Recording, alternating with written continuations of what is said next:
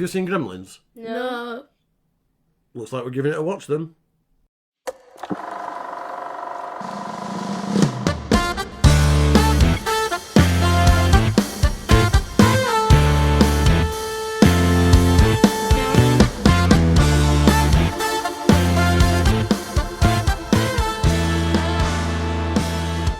Welcome to the Have You Seen podcast. I am Dave and I'm here with my daughter Althea. Say hello, Althea. Hi. And my niece Megan. Hey, Megan. Hi.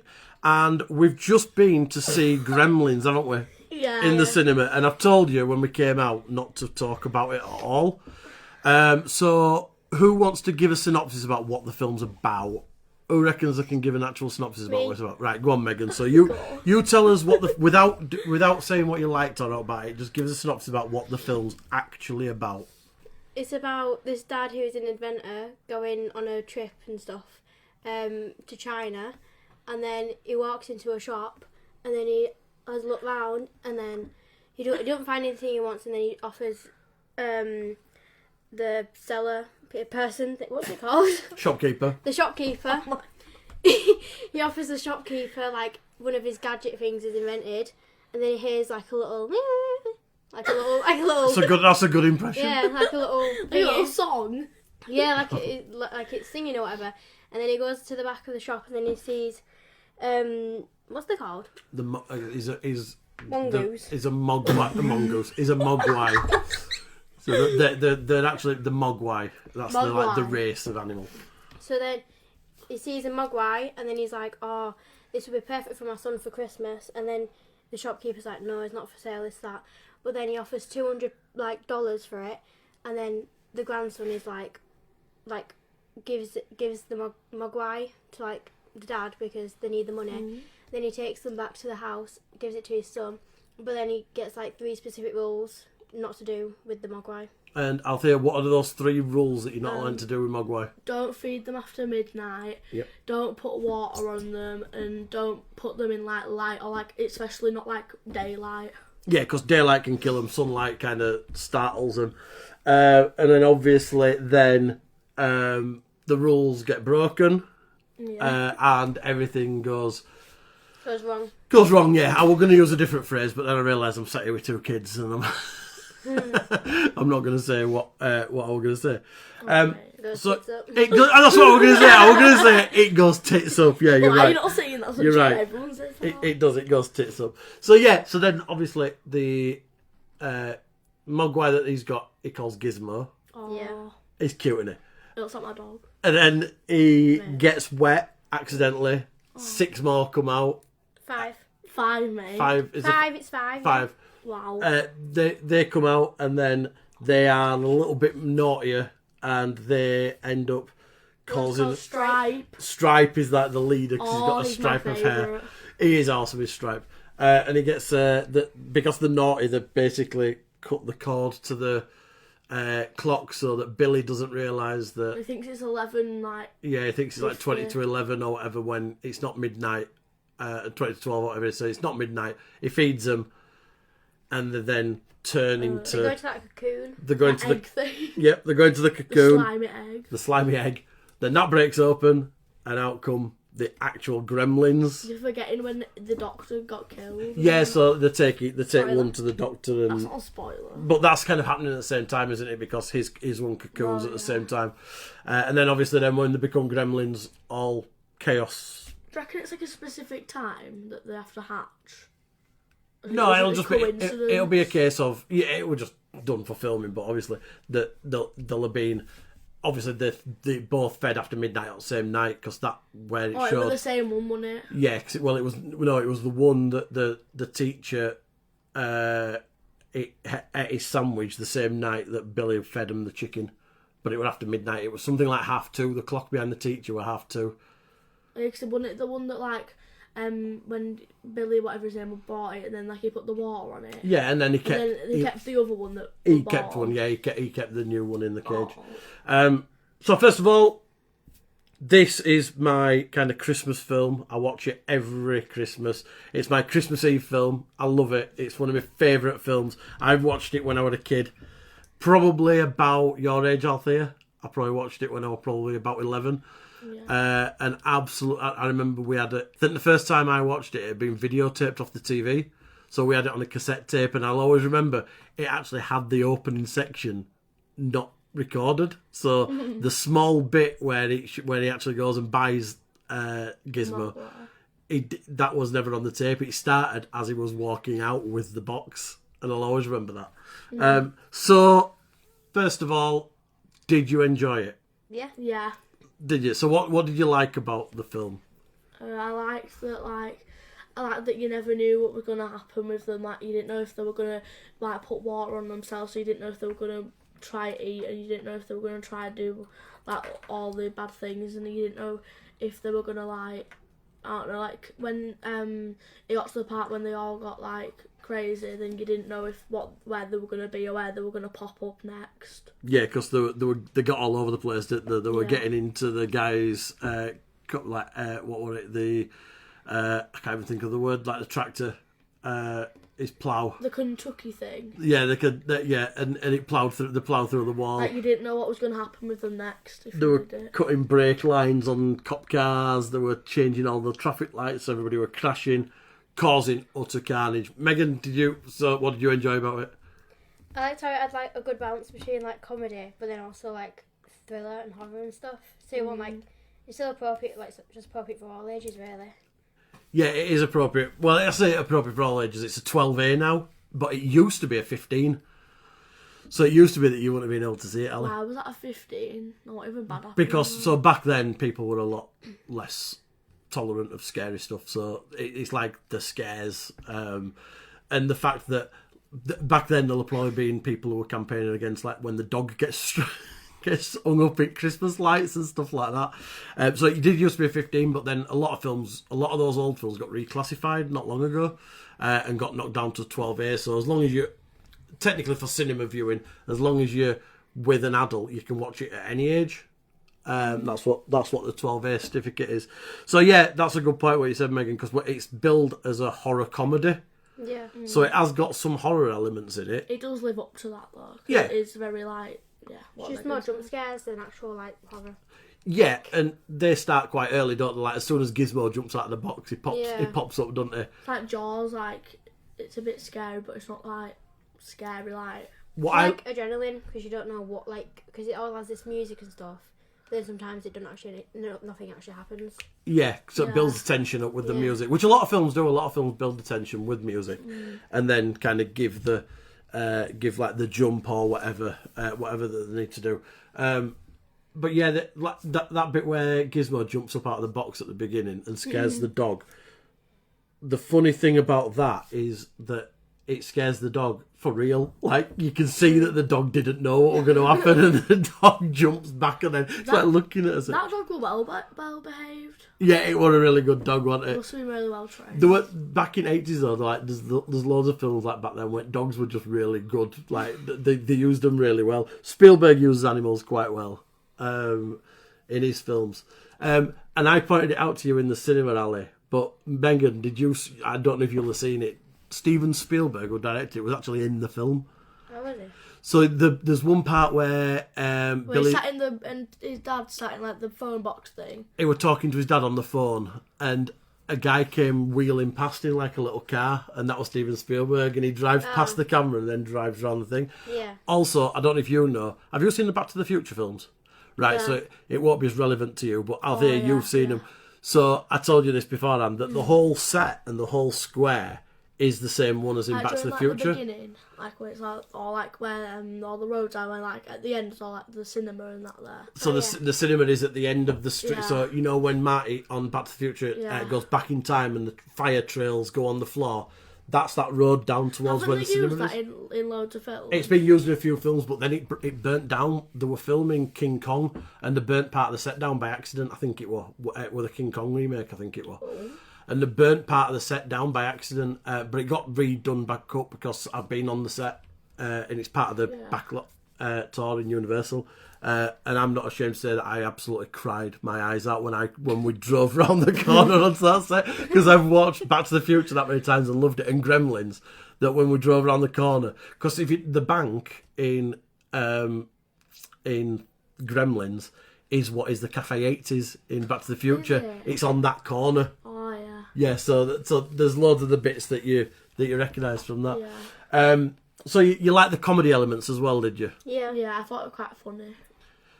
So yeah, there is some comedies, and I think a lot of the comedy comes from Gizmo's voice Yeah. and messing about and stuff like that. What I liked about Gizmo was like that sometimes you could like kind of make out what it was saying, like when it was like saying stuff like not even just at the end, like in the middle, like, you could hear like some things that they were saying, like, but then like other times it just sounded like just random sounds. Yeah, and I think All of them. I think there was one guy who was a famous, is very famous. In fact, I don't know if you know. Do you know Howie Mandel? Yeah. He does the voice of Gizmo. Him. Yeah, he's the voice of Gizmo. Yeah. I once had a tweet off him because I sent a tweet out about Gremlins and saying that it was a Christmas film, and he replied and he said something like "enjoy." But it's Howie Mandel who does that. So, what did you think to the kind of the way that it was filmed with all? Because obviously it's all puppets and it's all things rather than CGI. Because obviously computer graphics can date quite a lot. So how do you think the visuals kind of stand up? I think like they do quite well because I feel like they look very like real because they're like puppets. They're not like sometimes CGI can look a bit fake. Like it can just look like a bit like that doesn't look like real. Like if I generally thought I was like seeing them in real life. Well, your workers were there. They were actually physical. That's what I'm saying. That's like different. Like when it's just like a 2D like CGI. It's like when you can actually see like it moving about. It looks more like real. Like when you can see them all walking about and jumping about, then it actually looks more real than just fake. Yeah, that's true. And a lot of the films back then, especially Spielberg films, he did everything real. So like E.T. for example, he did E.T. Yeah, it's like Steven Spielberg's most famous film. Well, I didn't know that. Yeah. When they did E.T., like E.T. was real. It was a real. So I don't know if you noticed as well in this when they were in the toy store at the end. Was E.T. in it? There was a little cuddly toy of E.T. and Stripe were hiding behind it. But I don't know if you remember back in E.T. There's a moment where E.T. hides in a lot of cuddly toys, and he's hiding from something. He's just sat there. So it's obviously paying homage to his own film. I haven't watched E.T. in so long. It's great as E.T. Like little Easter eggs and stuff. Yeah, It's Easter. yeah. It's a bit like in like Nemo and that in it. Like there's loads of Easter eggs. Yeah. In Disney films, there's always different ones. They do a lot of callbacks to the other stuff. So another couple of Easter eggs in there were.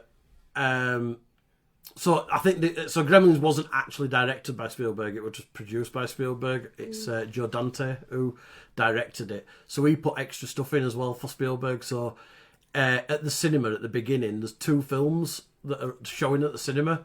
One of them's called A Boy's Life, and one of them's called Watch the Skies, I think. And those two films were the original working titles for. A Boy's Life was the working title for E.T. originally. So this is when they're making it. They don't always have the final title. Yeah. And Watch the Skies was the original title for Close Encounters of the Third Kind, which is another Spielberg classic. Oh. So they're just little things that he throws in, and like having Spielberg coming past the screen. Did you notice as well in that scene where it were at the Inventors Convention? Did you see what were happening in the background? There's a lot of things happening there. So Which one? So one of the things is in the background. There's an old film called A Time Machine. Was it that thing that was that phone, that big massive? No, not that robot. Behind that, Not that there was there were two people sat in a big contraption, and it was a contraption that's in the film, the Time Machine from years and years ago, old science fiction film. And in the Time Machine, you kind of sit in it, and it all whirs, and then it disappears and goes back to whatever time it is, like a bit like Back to the Future with a car. In Gremlins, it was there at the back, and when it cut away to Billy talking and then went back, it had disappeared, and everyone was looking around like wondering where it had gone, as if it were real, which were genius. Yeah. So do you think it's a Christmas film then? Yeah, because it refers back to a lot of Christmas and stuff, and then we also had that scene where Kate was on about like her Christmas Eve and what happened and stuff. Yeah. I also feel like because mostly it's based around like like things that have happened, like it's like all about, oh, it's Christmas Eve, like know what's going on, and like when they're talking to the police and all the police just trying to be chill because like, oh, Christmas Eve, just go back and open your presents, and like also like when they put the Santa hat on Gizmo at the beginning, at the start, and that's like Christmas, in it. That's cute. I've used that as a meme loads of times, the picture of Gizmo in the Santa hat, because I think he looks well cute. There's a little Gizmo. Yeah, there is a lot of, and it's become a Christmas film for me. I watch it, like I say, every Christmas without fail. It's one of my, that Muppets Christmas Carol. Yeah. National Lampoon's Christmas Vacation. Never heard of that. See, that's another one you need to watch. I can get you back on, and you can do another one watching National Lampoon's Christmas Vacation. I like Krampus, me. That follow one. Oh, the is that the animated one? I think so. Or the full-on horror one? The full-on horror one. Alright, what are you doing watching horror films? I never watch any, like, I always watch like regular Christmas films. I never watch any other Christmas films. Yeah, you see, you need to like kind of. I need to change. I watched it like last year, and then it got removed off like Netflix or something. I was quite sad. What Krampus did? Yeah, I only watched it once, but I quite liked it. I've seen Krampus, but I can't quite remember it. So I need to watch that again. It reminds me of Wicker Man and stuff, you know, at Alton Towers, because it's kind of like that same vibe, isn't it? Yeah, it is. Yeah, you're right. So anything else that you liked about Gremlins? I just like the vibe of it. I liked how it just seemed very like in the town. It just seemed like a bit of a like dictatorship around that woman, Joe, the woman who like owned it, Mrs. Deagle. Like awesome, like whenever she walked in, everyone like Mrs. Deagle, you know, everyone like always like pandering up to her, always been like, oh yeah, you're all right, and all this, and everyone like just whenever like when like the dog attacked, and then everyone when she got out her heart, then everyone like cuddling around her, going, oh you're all right, and oh you're all right, and everyone was just like saying dictator. I thought that was quite funny. I also thought it was quite funny like when she like got flung out the window, like I thought it was funny because it's Karma in it from like being so rude to everyone, and she got like flung out the window. When Gremlins messed with her stair lift, and he just goes flying up, and she goes straight out the window. It's like Karma, isn't it? Like for what she's been doing all the time. And like coppers sit there and go, I think that was Mrs. Deagle. Yeah. she just lands in a heap in front of her. I know, you see her shoes like that in the chair. That's why I love these kind of films, because they're daft. Because when you think about the stuff that goes, like the whole scene in the bar is absolutely insane. That's the best scene, isn't it? That is one of my favourite scenes, because there's so much going on, and the more you watch the film, you notice something different going on every single time, because there's so much going on in background. There's gremlins swinging off things, smacking each other in the face. When he was swinging around on the fan.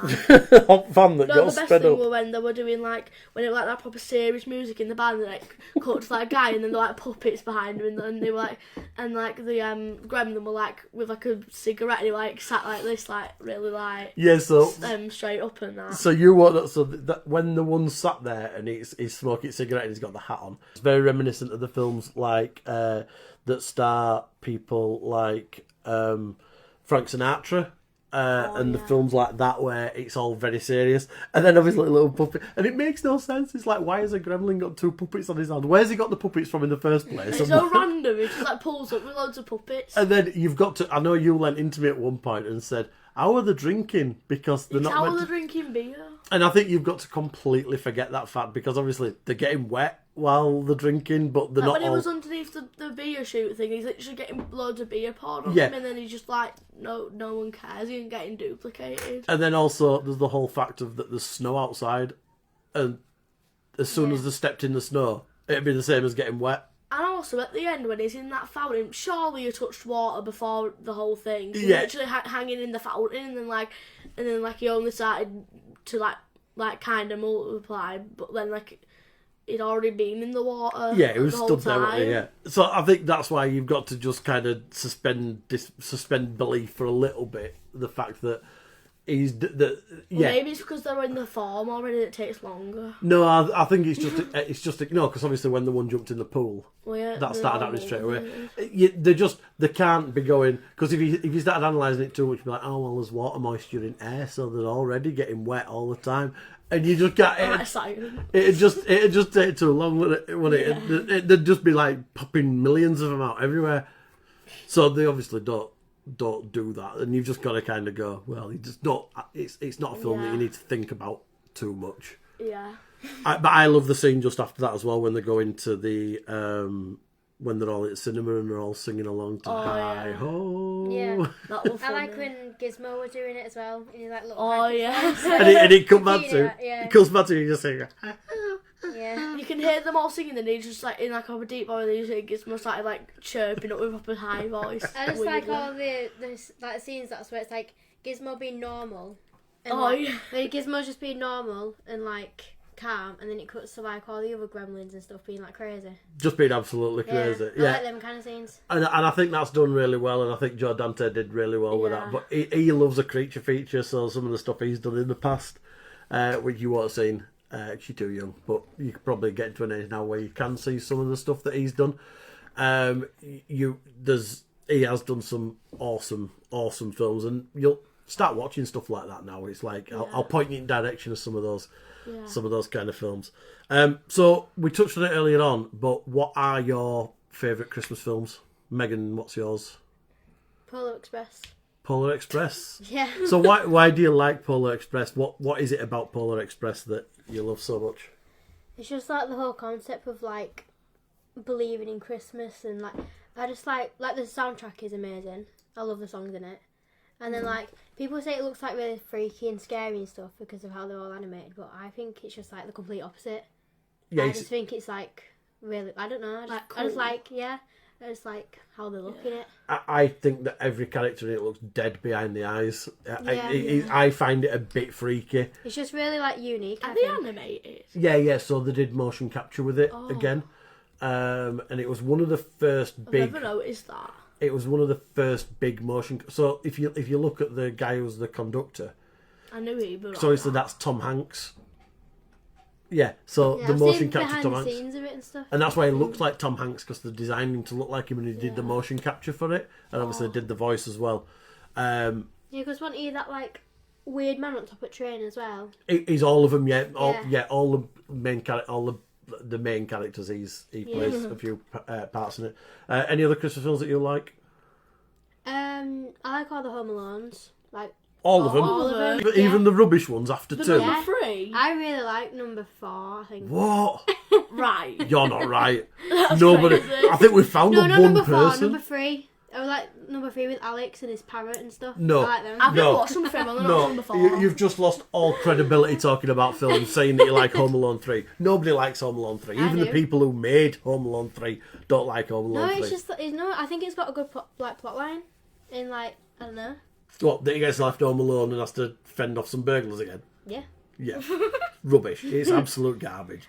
No, I like number 1 and 2 more, but I don't like if someone puts number 3 or 4 and I'll be like, oh, I'll watch it. Like I wouldn't turn it off. I wouldn't like speak badly about it because it's a good film. Well, you should do, because it's rubbish. It's not. It is terrible. Why are you crashing out? Well, any more from you that you watch religiously? Let me have a think. I like Elf. That's a good one. Wow, yeah. Elf's become a bit of a classic now, even though it's fairly modern. Although it's somewhat like it makes me feel really old, because it's somewhat like 25 years old now. Is it? Yeah, it's older than you think, and it's that old that the guy who is Elf owns Leeds United. Yeah. Now. Yeah. Or Will Ferrell. Yeah. Althea, Christmas films. What are your go-to? Right, I'll just quickly follow from Megan. Elf. I really like Elf, but like I really like the comedy aspect of it. I like how it's just funny. Like I like how like Buddy's just a bit random, and he like when he's eating like the spaghetti with all like the sugar and that, it's just a bit random. It's a fish out of water story. Is Elf? It's like I feel like it's kind of well, it's not similar, but it like gives me the same vibe of like Gremlins. It's just very like random. Always just random stuff happening. Like the puppet thing in Gremlins, it's like random that he's just eating loads of sugar all the time. It just like links up a bit. Yeah, I do like Elf. It is funny as Elf, and I remember the first time I saw it, I was like, everybody's gonna love this. And I think as soon as people started watching it and talking about it, I think everybody started watching it. And I don't know of anybody who doesn't like Elf. I do. I know loads of people don't. Do you? Know. Yeah, loads of people at school say that they think it's like... Yeah, but you're all young. They're probably the same type of people who like Home Alone 3 and stuff like that. Everyone says it's like cringe. I don't think it's really cringe, good. it's funny. Elf is funny. I love everything about it. I think all the actors in it. I think James Caan's awesome in it as his dad. Zooey Deschanel as... And I like that the it girl. was set in like it was set in like an actual like place. Like New York. it was actually set in like sort of like a fiction Lapland. place.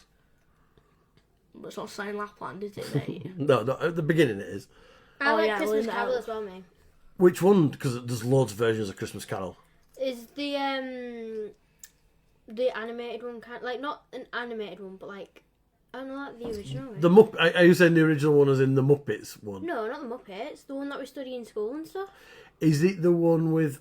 you won't know his name. There's an actor called Alistair Sim, and he did like one of the definitive like I know it's Christmas all, carols. it's all like animated and stuff, and like it's like I don't think it's like the oldest one, but it's like still quite old. All right, yeah. It is good, It's been done loads of times as a Yeah. Christmas Carol. but because I like studied it and stuff, like I know more in depth about what it all means. So I like that. I like what it all is about and stuff. Yep. And any more for you, Ollie? I really like all the I don't know if you watched them, all the Santa Claus ones, all three of them. The Santa Claus ones with Tim yeah. Allen. Yeah, I the haven't one where seen them. like so basically like it's a bit like this guy, like his kid. I'll tell you the first one. Like this kid, like his son, he goes in and then like he picks up Santa Claus outfit because he's like dead, like Santa Claus, and then he becomes Santa Claus. Santa Oh, falls yeah. off the roof, doesn't Yeah, and he like falls off and like he becomes Santa Claus and like he has to keep doing loads of things, and I like that one because I just think it's like very like.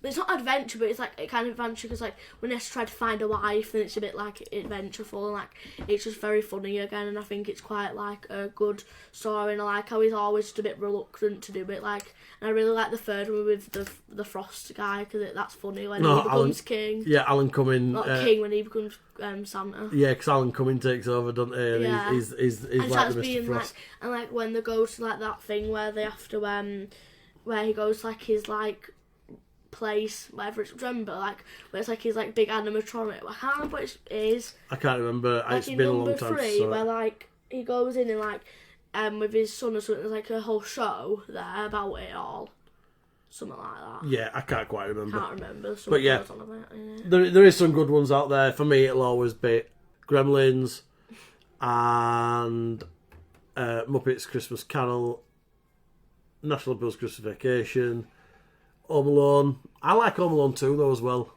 I think Home Alone 2's fun. The only thing about Home Alone 2 is literally like this. Like I don't like films when they just do very like repeated things and that. It's like Home Alone 2 and Home Alone like 1. I get that like they're the same, obviously going to be the same thing, but it's just like they just do the same thing. Like I feel like they should have tried to do it a bit different sometimes. Like Well, it's different. It's not I Home know, Alone. but some He gets lost in New York. Oh, but like some of it's just very similar. They should have changed a few things up. But I think that's what they do to keep it so it's similar, so that they still do the paint cans and stuff like that. But then Marv and Harry learn from the paint cans from the first film, and they swerve them, don't they? And they move out of the way. But then he drops the massive iron bar down to take them out. So there's stuff that nods back to the first one. In fact, they should have. Well, actually, that wouldn't have worked. I was going to say they should have had that guy, that old guy, but then why would it be in randomly in New York? Yeah, because his part kind of got replaced by the pigeon lady. Oh yeah, like he got like the good guy. Yeah, he's like the one who he's scared of that But yeah, it's turns like, out to be good. That's like a nod because it's like she's like he's scared of him, he's scared of her, and then like they end up like helping them in the end. Yep. So I'm gonna push you for what if you were gonna rate Gremlins out of 5, how many stars would you give Gremlins? Because you'd give it 4 out of 5, Megan. I'd give it a 4 and 0.3. 4.3. That's where you're going. So we're going points that way. I mean, for me, it'll always be 5 because it's absolutely amazing. It's perfect. Yeah. I love Gremlins. Absolutely love it. So there we go. We've talked about Gremlins. We'll have to do this again sometime, and you'll have to come on and we'll watch another film. Yeah, we will. We'll find another film that either you've not watched or that I've not watched. And Anaconda. Anaconda, yeah. the original. So we saw the trailer for the new Anaconda film at the cinema tonight.